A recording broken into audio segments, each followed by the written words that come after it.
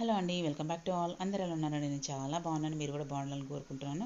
ఇవాళ వీడియో వచ్చేసి నగునూరు దుర్గా భవాని అమ్మవారి ఆలయంలో ఆషాఢి ఉత్సవాలు సందర్భంగా అమ్మవారి అలంకరణ వచ్చేసి చామదుంపలు అండి. చామదుంపలు కూడా అమ్మవారికి చాలా బాగున్నాయండి. చూడండి వీడియో.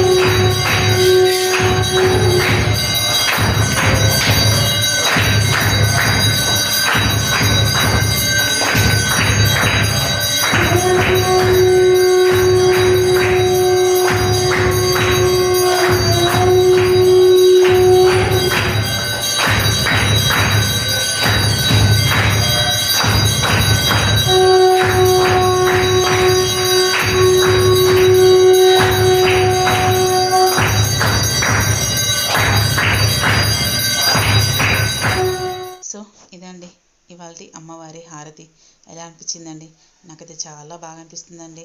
డైలీ అమ్మవారి హారతిని దర్శించుకోవడం అలా అరుదుగా దొరికే అవకాశం అండి. ఎన్ని రోజులండి, ఈ ఆషాఢం మాత్రమే కదా, తర్వాత అమ్మవారిని యాజ్ యూజువల్గా దర్శనం చేసుకోవడమే. ఇన్ని హారతులతో చేసుకుంటామా? నాగహారతి, చంద్రహారతి, సూర్యహారతి, చుక్కల హారతి, ఇలా వివిధ రకాల హారతులు ఉన్నాయండి అమ్మవారికి. ఇంకా వాటి పేర్లు తెలియదు, కొన్ని తెలిసినంత మట్టుకు మీతో షేర్ చేసుకుంటున్నాను. ఇంకొకటి, అమ్మవారికి దుంపలతో అలంకరణ చాలా బాగుందండి. ముందు మన పూర్వకాలంలో అయితే ఆకులు, వలమలు, దుంపలతోనే తిని బతికేవారంట. బట్ నవడేస్ మన ఫుడ్ మారిపోయిందండి. మన వెజిటబుల్స్ మారిపోయినాయి, మన ఫుడ్ మారిపోయింది, అన్నీ మారిపోయినాయి. సో అమ్మవారు ఏంటంటే పాత జ్ఞాపకాలన్నీ మళ్ళీ నెమరువేస్తుంది మనకి.